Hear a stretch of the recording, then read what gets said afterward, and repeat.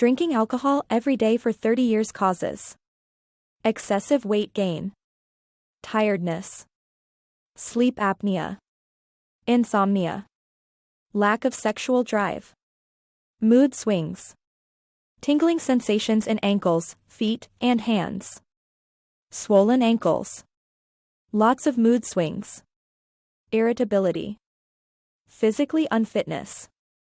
Some, not a lot of chronic alcoholics have far better physical health for their age than the general population. In fact, the few ones that managed to stay healthy after quitting had one or all of these going for them. They engage in manual labor or walk a lot. These burn up energy and lots of fat. Their DNA played a big role, with many being very strong or fit in their youth.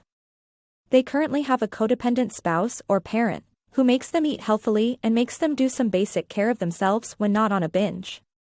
Now, the secret to these types of alcoholics staying healthy despite drinking gallons of poisonous substances are, they get sufficient nutrition in form of greens, veggies, good meals, and lots of water. They don't undergo lots of stress.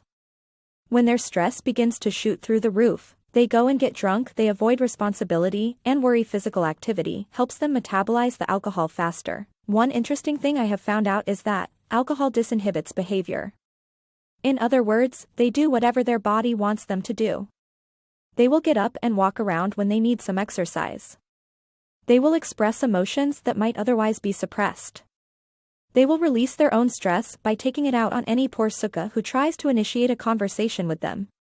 So, although alcoholism will kill them in the end if they don't quit or moderate their drinking, it could take longer than 30 years for the health issues to turn up. My neighbor's grandpa smoked cigarettes for close to 90 years and yet did not suffer any lung ailments or any diseases at all. In fact, the last action he carried out before closing his eyes to sleep was to smoke a cigarette at age 120. His advice over the years: be home on time to have dinner before 8 p.m. Do physical labor on a daily basis. No matter how short they are, eat healthily at home, i.e., home-cooked meal. Go out to meet people. Talk to them and laugh a lot. Don't stay idle in one place for a long time. Never eat fast food and processed food in general. Never stress too much. My opinion is, in addition to all the above, genes play an important role in longevity and good physical health. So, how does an alcoholic not have any major health issues after 30 years of alcoholism? It's either one or two things, luck or genes, in my opinion. Fact is, no one ever knows how badly an addiction will affect their health until they stop. It is sad to say that there are lots of us who are affected after just a few years, while some get affected at the end of their days, and the rest never even show any sign of diseases or illness before death. It is almost impossible to pinpoint the effects since everyone is different and what affects one person does not affect another. Alcohol can affect both organs in the body and the way the brain functions. In some cases, it even stops the brain from functioning. It can also affect a person's social being.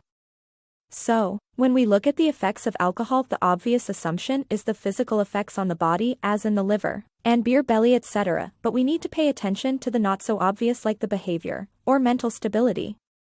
I hope this helps. How does a recovering alcoholic get his life in order after drinking for 30 plus years? Truth is, it takes one day at a time. Your life did not get so messed up overnight. So, it won't get better overnight either. What happens, though, is that one day you'll look back and see the progress made and realize that every step of the journey was absolutely worth it. Here's a real-life experience. Hi, my name is James Andrew and this is what I'm doing or what happened to me. I hit rock bottom. No partner, homeless, broke, and no possible contact with almost everyone I knew. I did 2 stints in rehab, and with over 30 years of hardcore drinking, literally, no one or even myself believed that I could get back to just living modestly. So, I was desperate for a solution and did this. I visited an old schoolmate of mine and begged for rehabilitation, a genuine last attempt at redemption, because it didn't matter now if I drink or I do not. I was beginning to die slowly on the inside. I went from 90 kg to 60 kg in the span of 366 days of being homeless, and so much more. He agreed. He put me up in NGO after requesting his relative for my rehabilitation for a period of 6 months. I got my health in order, My mental health on the other hand was still dwindling, but after numerous counseling from the NGO coordinator, I had some sense of comfort, peace, and acceptance of my state of affairs. I began doing menial jobs within the premises, running errands for people in return for a tip. I drew caricatures of people and they would pay me. While this was going on, my public speaking skills and genuine interactions with people kept me going, and I was determined now more than ever to get better. The place I worked was in the orphanage, and there were little kids all around spreading joy and happiness. I would listen to their issues and interact with other volunteers. These conversations made me think my problem is small. I started taking part in leadership programs and took time to exercise physically. I would wake up early and run around, and in the evening, once I'm free, I still run around. I started getting the cobwebs out of my vision and began to understand my self-worth by listening and understanding, rather than stating and contemplating. Once 5 months passed, I started to reach out to some old contacts in my line of work. Most of them had seen my alcoholic state and didn't want to take another chance. Meanwhile, I still had the security of continuing the rest of my life at the NGO. But my ego wouldn't let me. I knew I could get back and be better. Now, there were moments of despair and self-doubt, as I had some of my own burning aspirations, which were coolly washed away by the spirits. I wanted to do more. I kept the focus. The sequence of living in the rehab had taught me lots of things, which were embedded subconsciously. I began living as simple as possible, with a meager amount for another 2 months. I still felt sad since I still clanged on to unreasonable expectations, as my friends and family members would at least come to my rescue or even pay me a visit. But I never gave up. In fact, the disappointments made me even stronger. My counselor and the kids I had always spoken to became my strongest supporters. I slowly began to experience independence. Yes, small baby steps at first, but now I'm growing. People should understand that all addicts should, while we attend a AA meeting or we get rehabilitated, work towards getting rid of addiction. But apart from what I discovered, it was all places, people, things. I had to get rid of dependency. Maybe it was there from childhood. Alcohol just made me confident for some time, but inwardly I was a coward. I summoned courage and got in contact with a long-known business contact.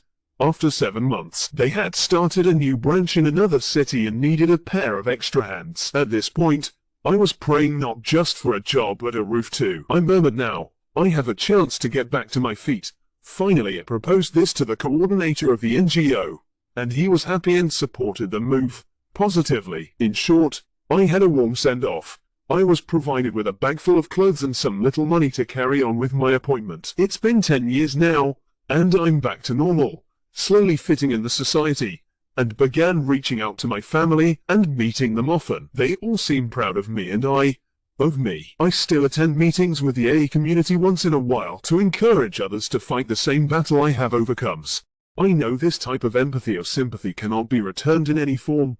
I'm just passing on through whatever I can. Remember, you can quit now and be a hero for yourself. You need guts, faith, and hope. Let my story motivate you today. If I can walk homeless 15 kilometers for a glass of alcohol, then I sure can travel more. With genuine, honest intention. Choose wisely.